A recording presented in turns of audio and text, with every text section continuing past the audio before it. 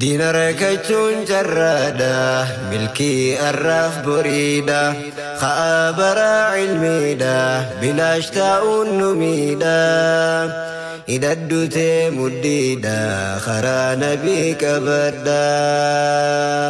Diina rakkachuun carraadha, milkii arraaf boriidha, haa baraa ilmiidha, bilaash taa'uun nu miidha. Hidhadhu tee muddiidha, karaa nabii qabadha.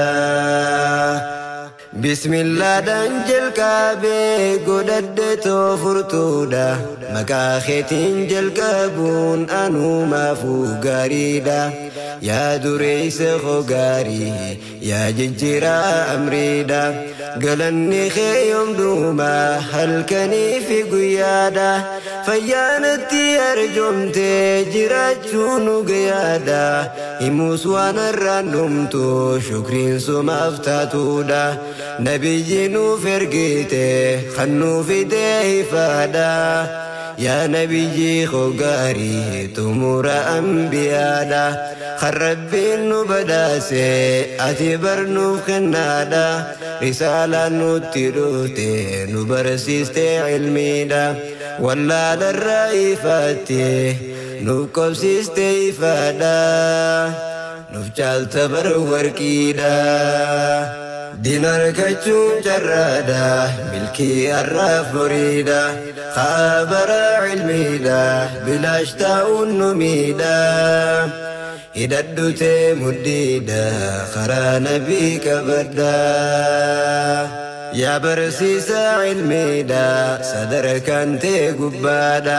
Duniyaan tun hundinuu isiin abaaramtuudha. Rabbiin ol si haa fuudhu tandiiniif duniyaadha. Abbaa majlisa gaarii miraasa nabiyyiidha. Jechuun itti moggaase laali maqaa sirriidha.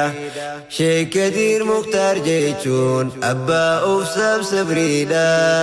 Rabbiitu si badhaase qabaasaa jabeeffadha. Ilmi irraa baradha, namuu irraa sammadha. Diina rakkachuun carraadha, milkii arraaf boriidha, haa baraa ilmiidha, bilaash taa'uun nu miidha.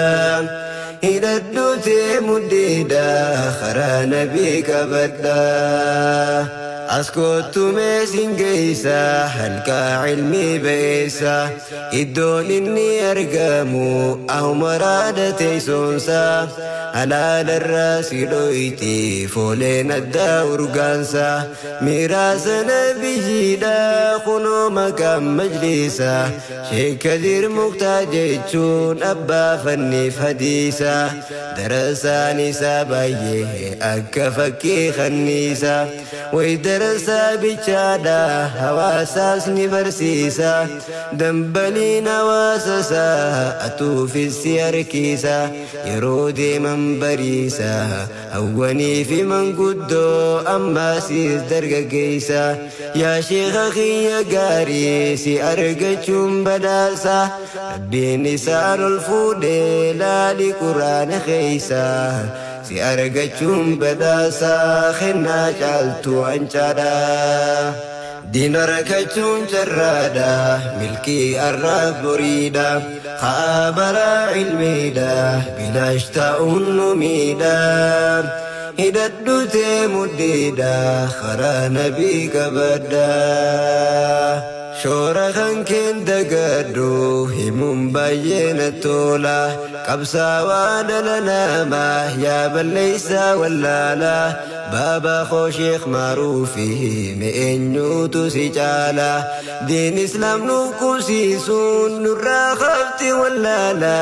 Kan wallaalaan dhamaane duruu taane jaahila.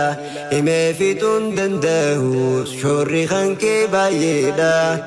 Rabbiin kan koo beekaadha. Himee fixuun danda'u shoorri kan kee baay'eedha. Rabbiin kan koo beekaadha.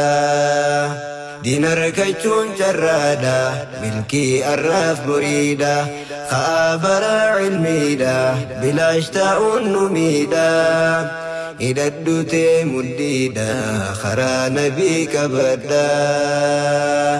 Bar'aa umaraadha jechuun dubbiin isii dinqiidha. Biyya biraa biratti tajwiidhaan beekamtuudha. Sheekan baay'een beekamti tan oomishte isiidha. Biyya dhaloota kiyyaa si argachuun kennaadha. Namni si keeysa jiru hin himatu rakkoodha. Gammachuuf raaxa malee hin agartu cinqiidha. Nu jaalaluma malee namaan qabnu jibbaadha.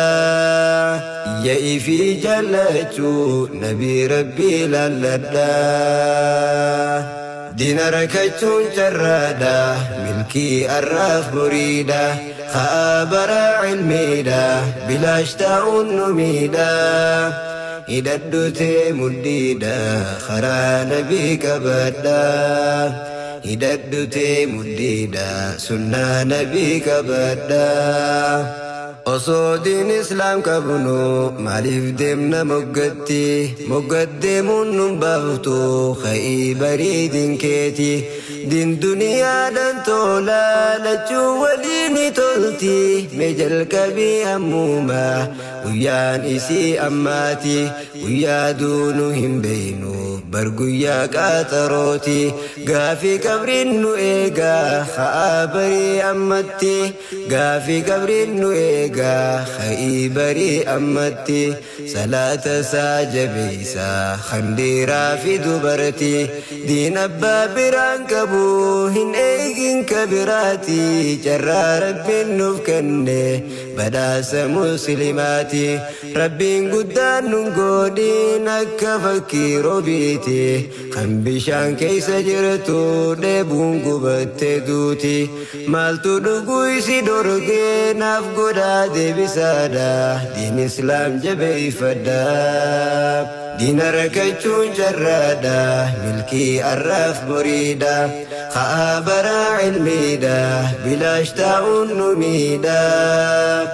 Hidhadhutee muddiidha karaa nabii qabadha. Hidhadhutee muddiidha sunnaa nabii qabadha.